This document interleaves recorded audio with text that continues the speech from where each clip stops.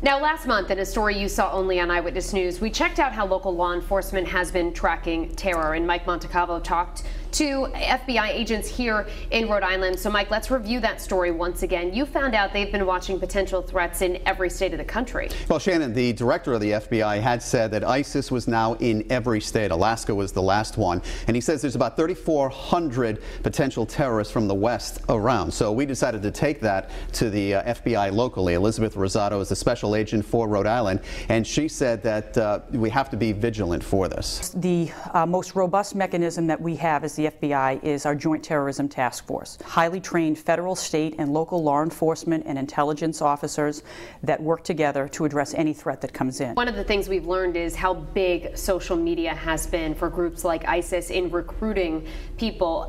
What's the FBI doing about that to try and control that? And, you know, she told me that it's different than 9/11. They didn't have what was called a fusion center where the FBI, Rhode Island State Police, Homeland Security, they're all in one center in Providence. You know, people don't know where it is. And all the information is coming in. So it's 24/7, it's always manned. That's different than what happened in 9/11. They're processing all that information. And they're tracking social media all the time, any kind of hits they can get? So the terrorists, they tell me, so how the terrorists are trying to recruit. The FBI and the state police are doing that too, to see, you know, try to vet things out to see who might be a potential risk. It's very easy for a person that can't travel to become radicalized through Twitter, YouTube. There's a tremendous amount of online recruitment. The internet has basically made everything happening around the world happen in your backyard. So whatever's happened in Syria or Aleppo or Iraq is almost like it's happening in Providence or any other city in this country. What can everyday Rhode Islanders do? Because obviously we're all on social media. We see these things.